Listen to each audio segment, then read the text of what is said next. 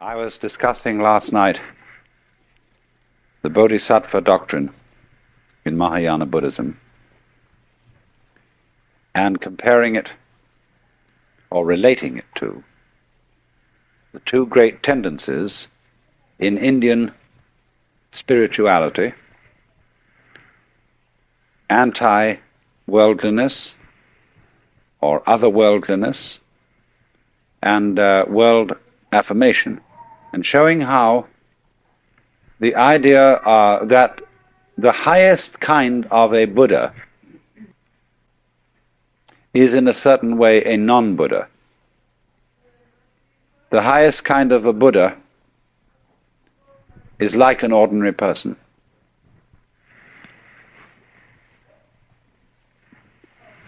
And this comes out very, very much in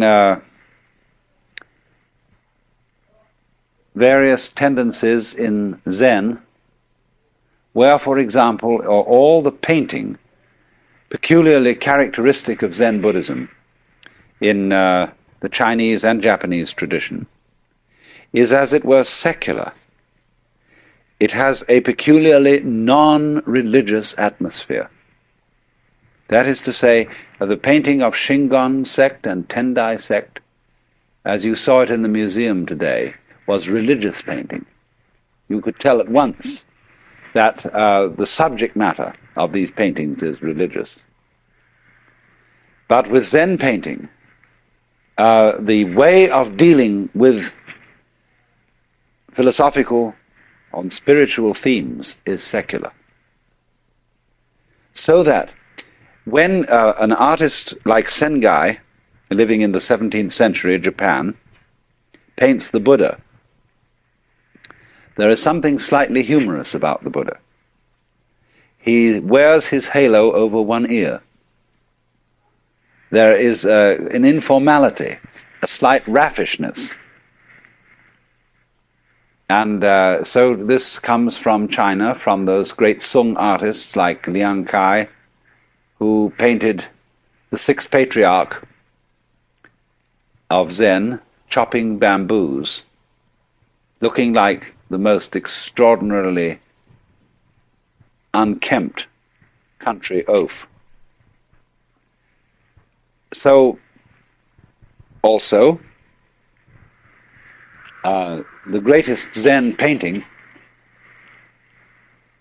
has as its subject matter not really religious themes at all. It uses pine branches, rocks, bamboos, grasses, everything of that kind. And you would never know that these things were icons. Likewise also in poetry, which we will go into more extensively in the future. The superb expression of Zen poetry is derived from the Chinese poet Hokoji, who says, "Wondrous action,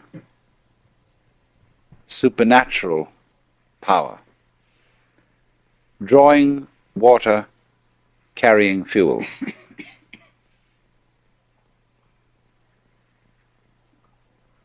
Now, that poem is a little bit too religious for Zen taste. And so, preferable to that is Basho's famous poem, "The Old Pond, a frog jumps in, plop."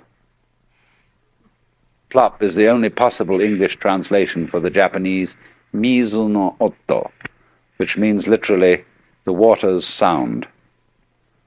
Plop. But that poem, you see, is a very high-style Zen poem, because it has nothing in it about religion. There is a poem on the edge, which also was written by Basho, which says, "When the lightning flashes, how admirable he who does not think life is fleeting."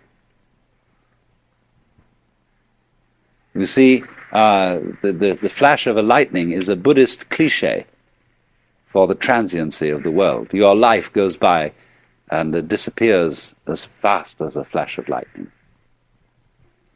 That becomes a cliche. So, all religion, all religious comments about life eventually become cliches. Religion always is falling apart and becoming a certain kind of going through the motions, a kind of imitation of attitudes, as if one would say, we've got a book called The Imitation of Christ. It's a terrible book. Because everybody who imitates Christ is a kind of a fake Jesus. So in the same way, there's all kinds of imitation Buddhas, not just sitting on altars made of wood, gilded, but just sitting around in monasteries. So one might say then that the highest kind of religious or spiritual attainment has no way, a sign about it that it is religious or that it is spiritual. And so as a metaphor for this, there was used in Buddhism from the very beginning the idea of the tracks of birds in the sky. They don't leave any tracks. And so the way of the enlightened man is like the track of a bird in the sky. And as one poem, a Chinese poem, says, entering the forest, he does not disturb a blade of grass. Entering the water, he does not make a ripple. In other words, there is no sign about him to indicate that he is self-consciously religious. And this goes too for the fact that his not having any religious sign is also not something contrived. It isn't like Protestant simplicity. You know, all those Catholics with their rituals and how dreadful and insincere that is. With the real reason, you know, why Protestants think Catholic ritual is insincere? You know, it's expensive. Protestantism started in the burgher cities of Europe. Places like Freiburg, Hamburg, you know, and Geneva. Because the merchant class, who were the foundation of the bourgeoisie, got annoyed because every time a saint's day came around, all their employees got a day off because it was a holy day and they had to attend Mass. There were so many of these nuisance holy days, and all these contributions that were assessed by the church, buying your way out of purgatory and saying masses for the dead and so on and so forth, they found this not very economical. The priests were getting the money instead of the merchants.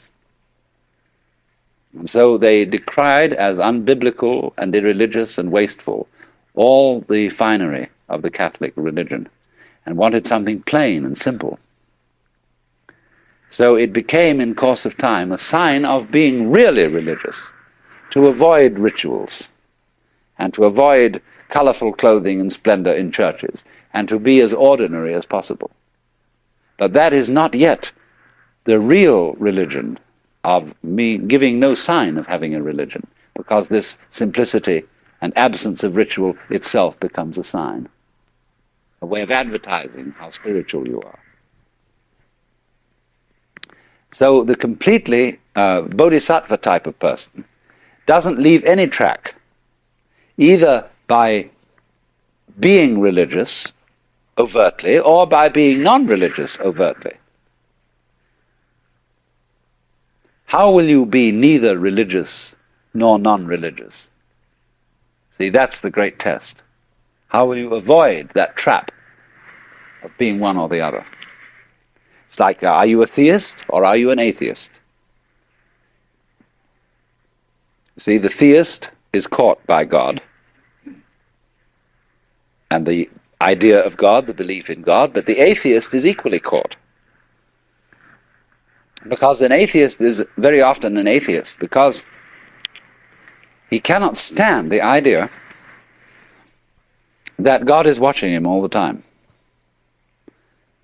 that there is this constant all-seeing eye prying on your most private life.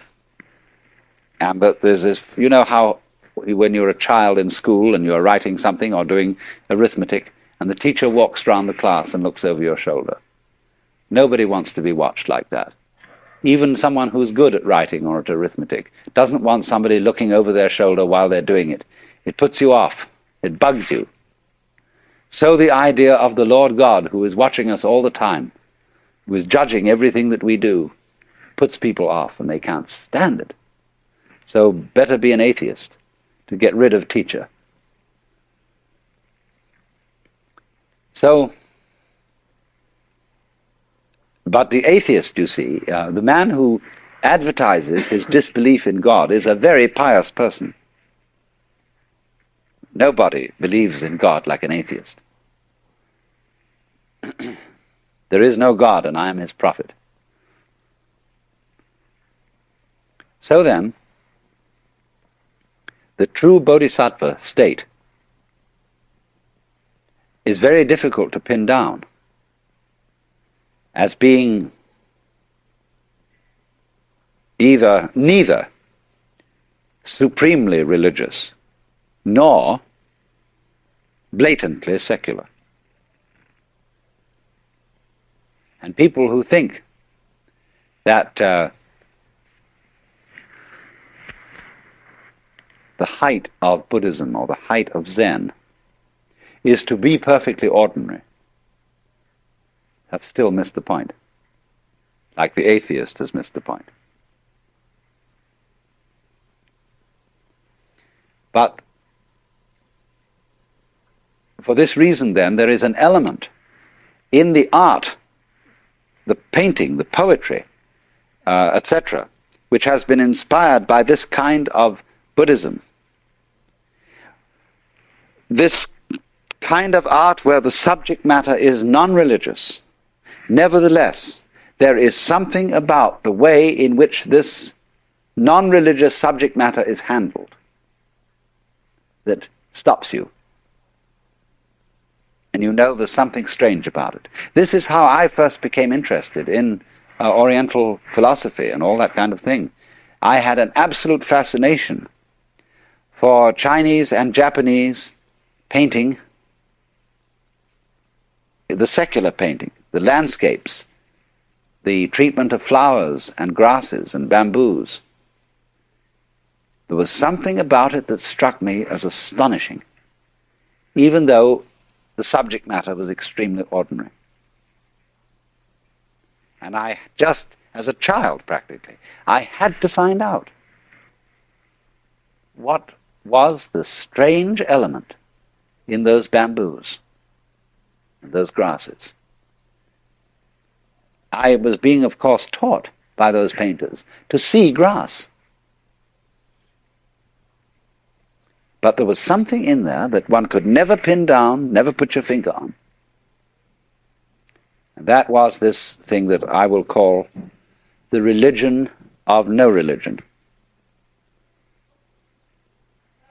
The supreme attainment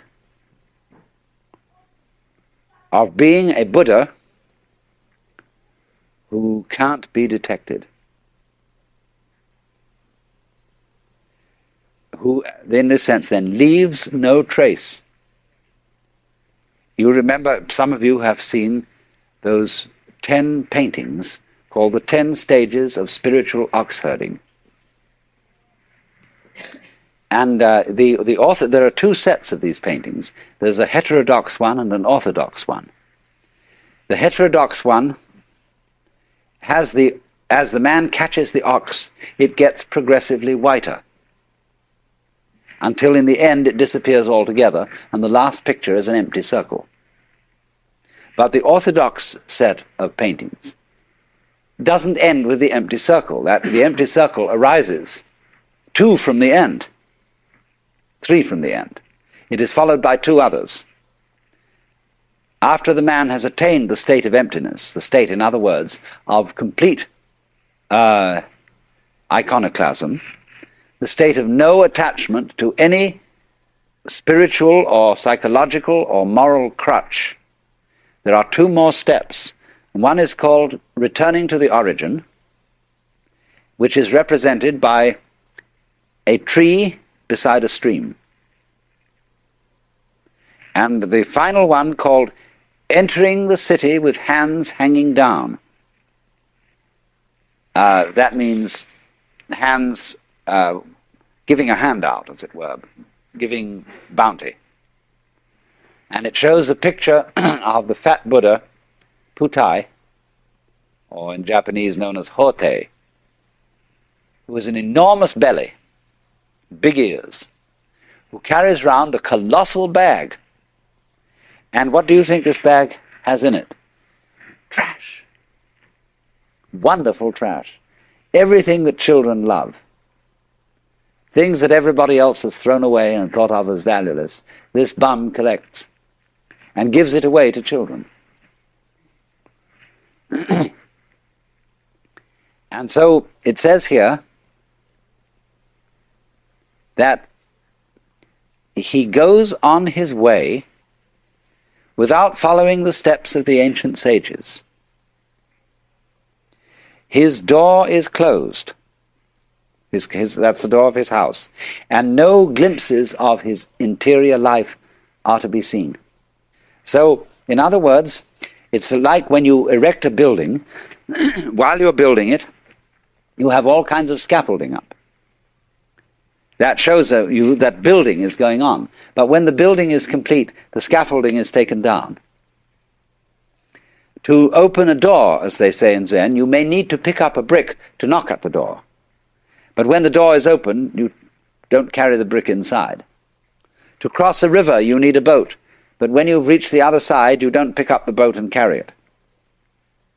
So the brick, the boat, the scaffolding, all these things represent some sort of religious technology or method. And in the end, these are all to disappear, so that the saint will not be found in church. I don't take what I say literally. The saint can perfectly readily go to church without being sullied by church. But ordinary people, when they go to church, they come out stinking of religion. There was a great Zen master once, and one of his disciples asked him, "How am I making progress?" He said, "You're all right, but you have a trivial fault." "Well, what is that?" He said, "You have too much Zen." Well, he said, when you're studying Zen, don't you think it's very natural to be talking about it? The master said, "When it's like an ordinary conversation, it is much better." And so another monk who was standing by listening to this exchange said to the master, "Why do you so specially dislike talking about Zen?" And he replied, "Because it turns one's stomach." So what did he mean when he said, when it's like an ordinary everyday conversation, it is somewhat better? When the old master Joshu was asked, at the end of the kalpa, when everything is destroyed in fire, there will be one thing remaining. What is that? And Joshu replied, "It's windy again this morning." So in Zen, when you're asked a question about religion, you reply in terms of the secular. When you're asked about something secular, you reply in terms of religion. So what is the eternal nature of the self? It's windy again this morning. "Please pass me a knife." The master hands him the knife with the blade first. He says, "Please give me the other end." What would you do with the other end? See, here the disciple starts out with the ordinary. "Please pass me the knife." And suddenly he finds himself involved in a metaphysical problem. But if he starts out with the metaphysical, he's going to get involved with the knife. So, now, to go deeply into the religion of non-religion, we have to understand what you might call the final ultimate attainment of Mahayana Buddhist philosophy. And this is contained in a school of thought which is called in Chinese Hua Yan and in Japanese Kegon. Kegon is the intellectual foundation for Zen. And there was a great Chinese master by the name of Shumitsu, who was simultaneously a Zen master and the fifth patriarch of the Huayan sect. Hua, it means flower. Yan, garland. The garland of flowers. And it's all based on a Sanskrit sutra called Avatamsaka. This is called simply, in Japanese, Kegon Kyo. A very big sutra. And the subject matter of this sutra are what are called the four Dharma worlds. And I must explain what these four worlds are so that you get the point.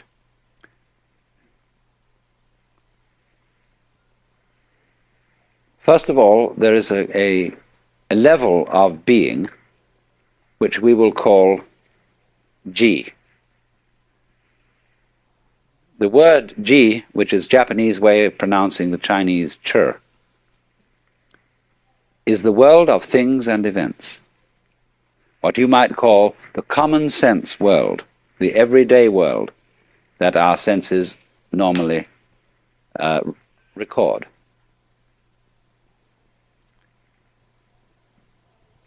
The word Ji, the character in Chinese, has a multiplicity of meanings because it can mean a thing or an event. It can also mean business, an affair, not in a love affair, but something in the way the French say les affaires, for business. Something important. It can also mean affectation. Putting something on or showing off. And so a person who is a master in Zen is called Buji, which means no business, no affectation, nothing special. The poem says, on Mount Lu there is misty rain, and the river Jiang is at high tide. When you have not been there, your heart is filled with longing. But when you have been there and come back, it was nothing special. Misty rain on Mount Lu, river Jiang at high tide.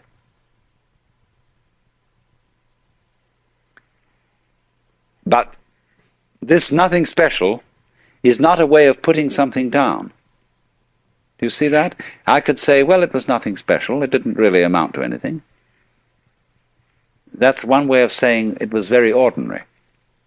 But Buji, just as it doesn't mean it was very ordinary, in the same way that the person who has no religion is really the most religious, you do see? He's not just a common, ignorant moron. He looks like one, but he isn't. And you have to know what he knows in order to see that he isn't and to recognize him for what he is. So nothing special, Buji. It doesn't stand out. It doesn't, as we would say it doesn't stick out like a sore thumb. So the world of Ji then means generally the world of particulars, the world of multiplicity, the world we ordinarily feel we're involved in. So that's the first world. The second world is called the world of Ri. Now Ri, in Chinese, Li, is, as I explained to you when we were discussing the idea of the law of nature. The character means the markings in jade, or the grain in wood, or the fiber in muscle.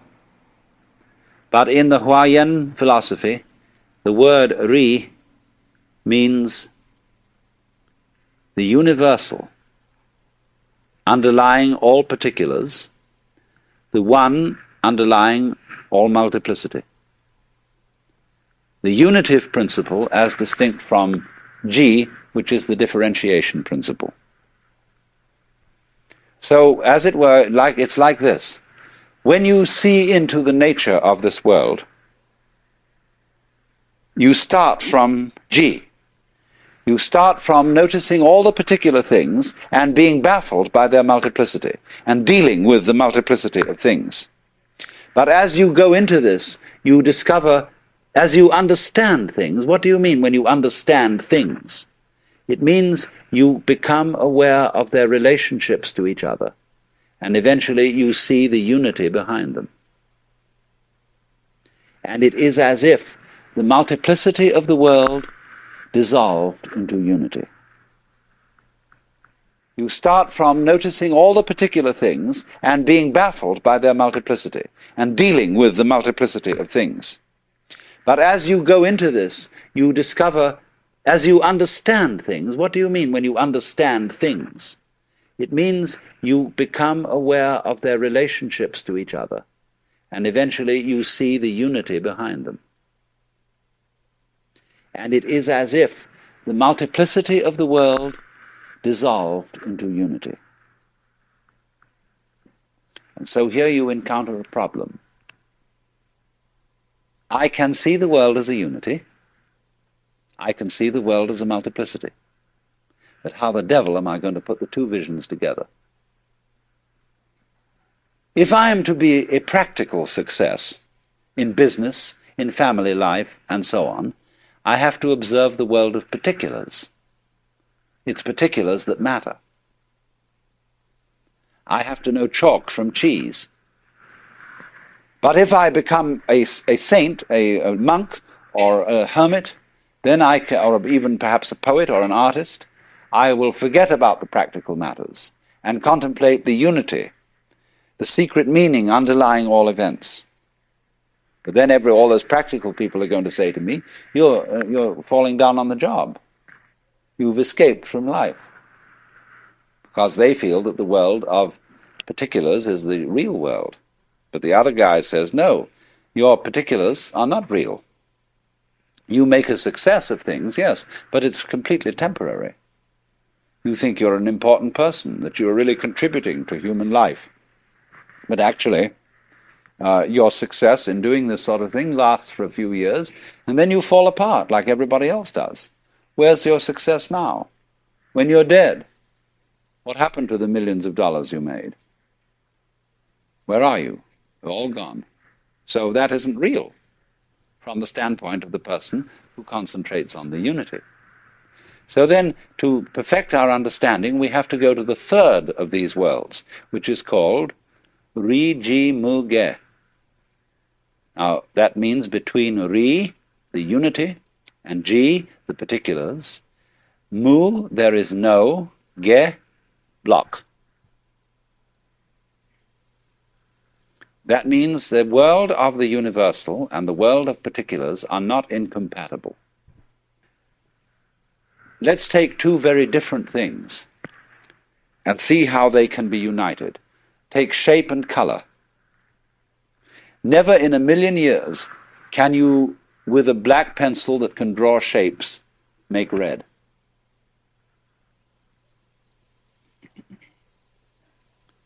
But if you have red, you can draw a circle. You can draw a red circle, even though the circle shape and the red color will never be the same. Yet red circle, they go beautifully together. So think of circle as Ji and red as Ri. The circle is the particular, the color is the universal. They go together. So then we might say the properly rounded out person is both spiritual and material, both otherworldly and worldly. This is the supreme attainment of a human being, to be both. Don't get one-sided. A person who is what you might call just a materialist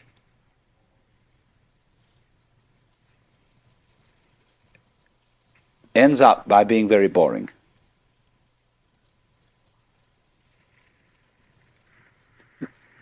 It's you know, you can live the successful life of the world and you can own every kind of material refinement.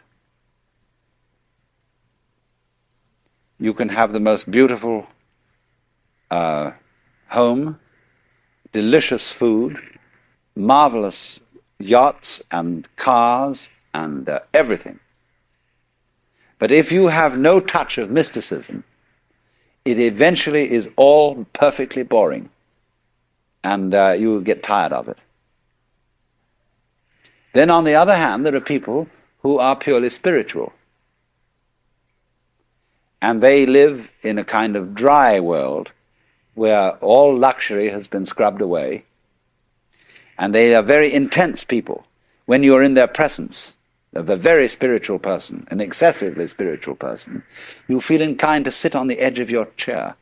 You are not at ease, because you know the eye of judgment is looking through you and going down into your very soul and finding that you're just a scallywag after all. And here's this absolutely sincere, this dreadfully honest and unselfish person. This is something which is always puzzling to people brought up in a Western environment, because great spiritual people are often very, very sensuous, because they can't be materialists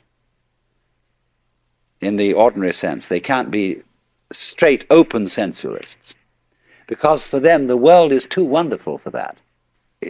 Any human being is too marvelous to be treated as just a kind of sexual object.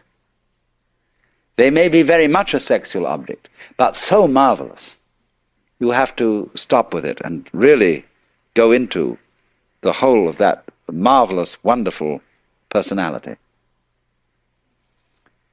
So there is a trouble, keeps coming up for the West.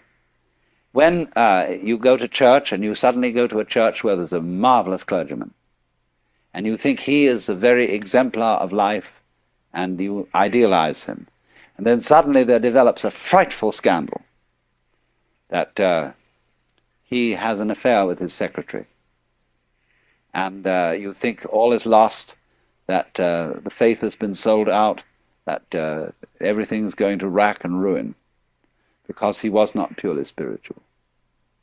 And he himself may be terribly confused and worried about this. Because in our world, you see, we make the spiritual and the material mutually exclusive. But Riji Muge, this third world, means that between the spiritual and the material there is no obstruction. So we might say this would sound as if it were the highest level, but there's one more to come, which is called Jiji Muge. This means then suddenly Ri has disappeared. But between Ji and Ji there is no obstruction. Between one event and any other event or events, there is no mutual exclusiveness. Shall I put it that way? This is the doctrine, the highest doctrine of Mahayana Buddhism, which you could call the doctrine of the mutual interpenetration of all things, or the mutual interdependence of all things. And its symbol is what is called Indra's net, that is used in the Avatamsaka Sutra. Imagine at dawn a multidimensional spider's web covered in dew. A vast, vast spider's web that is the whole cosmos, and is not only a kind of a flat thing, but a solid thing, and as solid in 4, 5, 6, and n dimensions, covered with jewels of dew, all of which have rainbow coloring, and every drop of dew contains in it the reflection of every other drop of dew. And since every drop of dew contains the reflections of all the others, each reflected drop of dew contains the reflections, you see, of all the others, and so ad infinitum. Now this is the Mahayana vision of the world, which is to say, this is relativity, that whatever exists in this world and is characterized as something particular, as a thing, as an event, as something or other, you see, as a unit, this does not exist without all other such things and events. So that you might say any one event implies all events. And all events, the total universe, past, present, and future, depends on every single member. In other words, you may say, I can understand that I depend on this whole universe. There could not be me unless there was everything else. It is harder to see the corollary of that the whole universe depends on you. You might say, well, how can that be? Because I come into being, and then I go out of being, and before I was born, I'm sure the universe was here, and after I die, I'm sure it will go on. How can you say then that the whole thing depends on me? Very simply,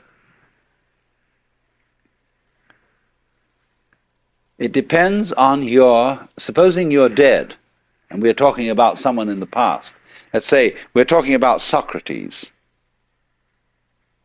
And I'm going to say, this whole universe depends on Socrates.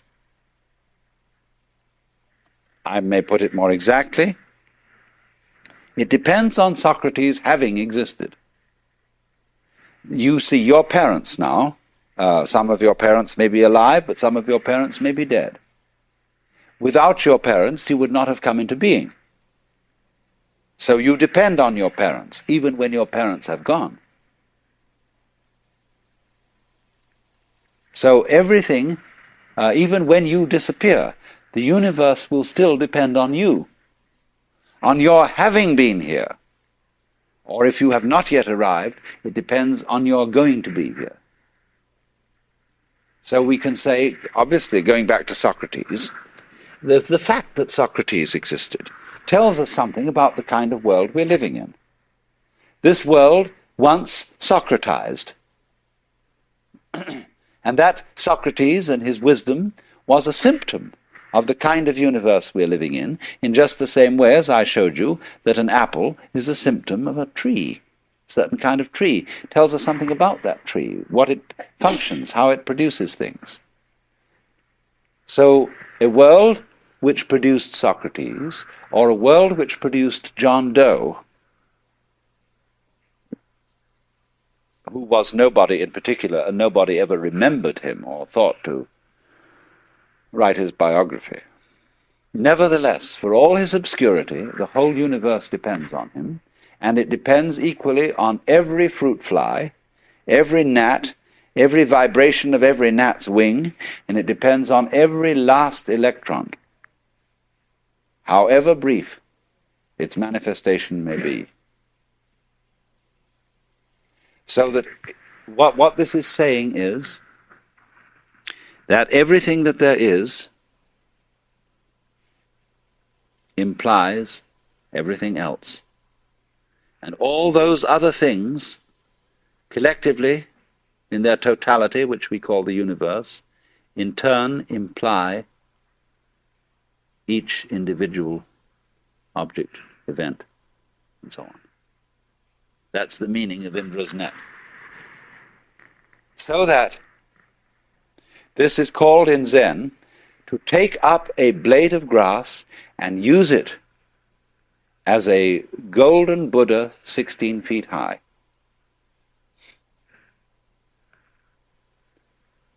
When you have a chain and you pick up a link, all the other links come up with it.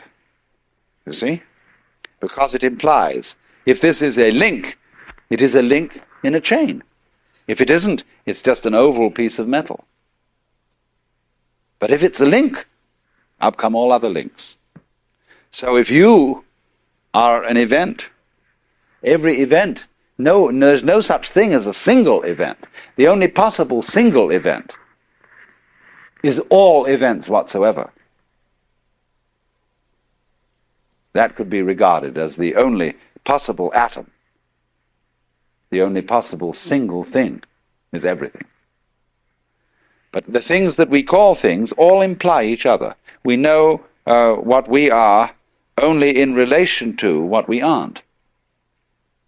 We know of the sensation of oneself only in relation to a sensation of something other.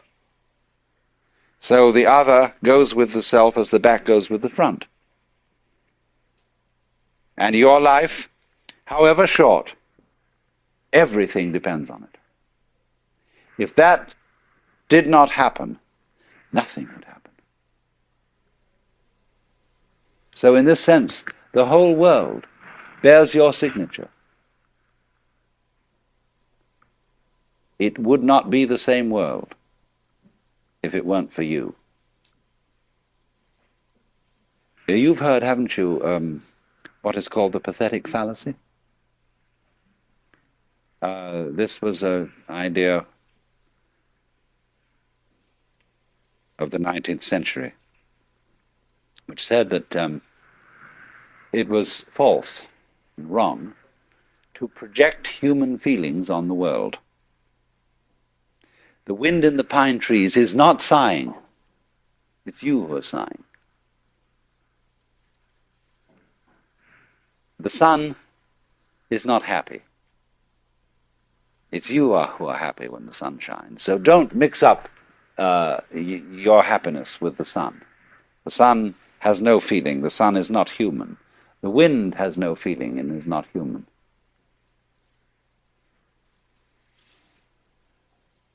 The poet says, the moon doth with delight look round her when the heavens are bare.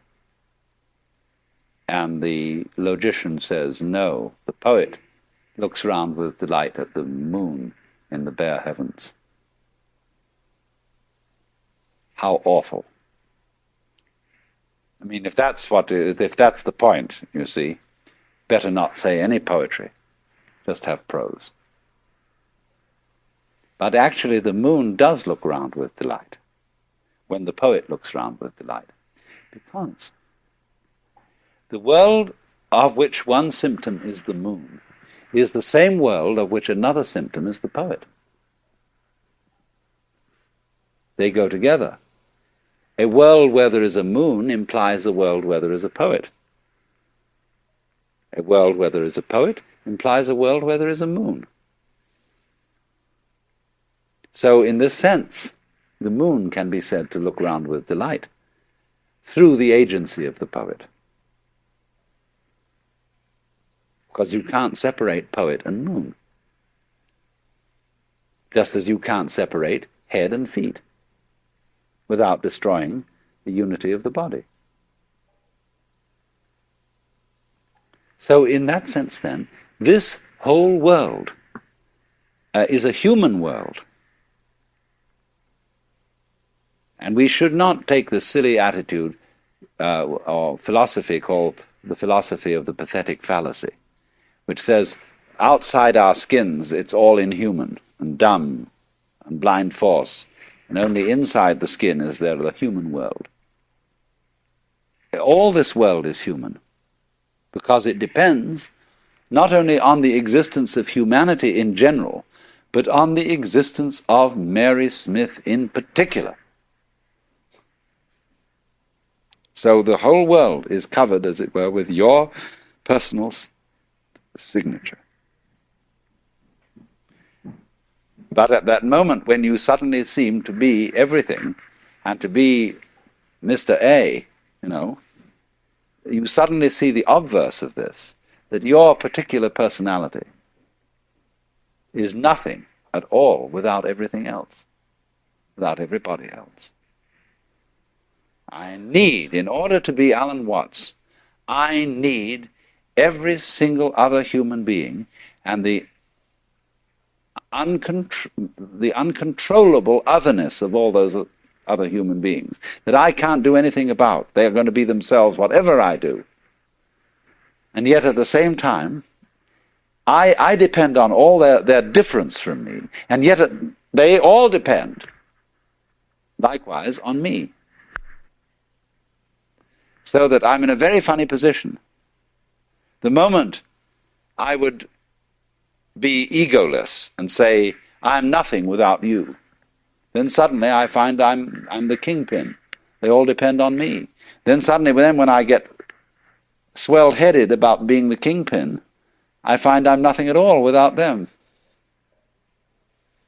So everything keeps going blip, blip, blip, blip.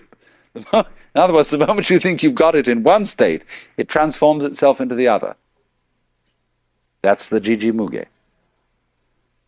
Now, in Jiji Muge, you see, you've got a vision of the world in which everybody is boss and nobody is boss. There is no one boss who governs the whole thing. It takes care of itself. It's a colossal democracy.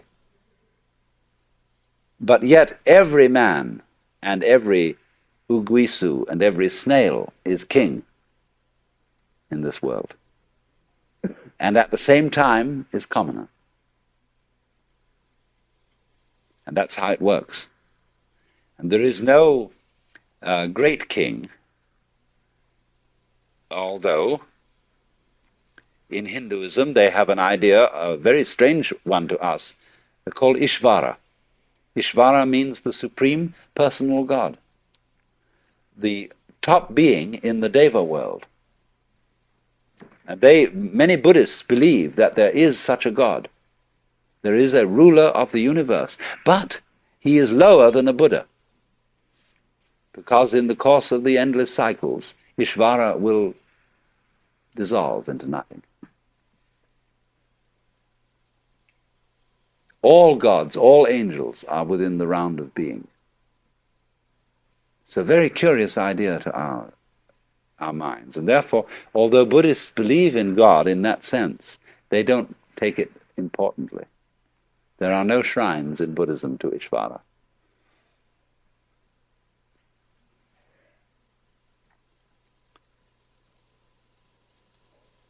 So then, it is through Jiji Muge, this idea of the mutual interpenetration and interdependence of all things, that we have the philosophical basis for Zen as a practical, non-intellectual way of life.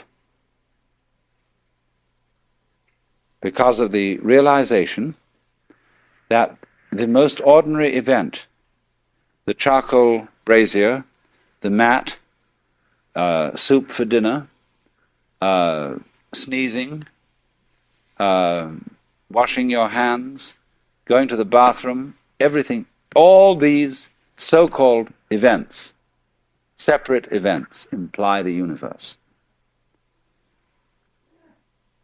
So this is why Zen people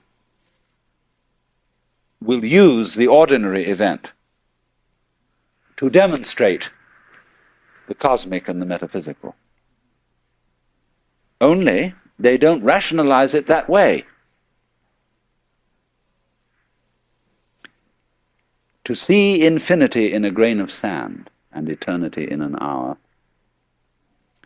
is still Riji Muge and not Jiji Muge. Jiji Muge is when you offer somebody the grain of sand, for God's sake, stop thinking about eternity. Here's just the grain of sand. There is no difference between the grain of sand and eternity. So you don't have to think about eternity as something implied by the grain of sand. The grain of sand is eternity. So in the same way exactly, our sitting here at this moment is not something different from nirvana. We are nirvana as sitting here exactly like this, you see. So you don't have to say any philosophical comment on the grain of sand or on our sitting here. That's called legs on a snake or a beard on a eunuch. You put legs on a snake, you see, and you embarrass the snake in its motion. And a eunuch doesn't need a beard. We would say in our idiom, don't gild the lily. Or Zen would say, don't put frost on top of snow. So all what you might call specifically religious activity is legs on a snake.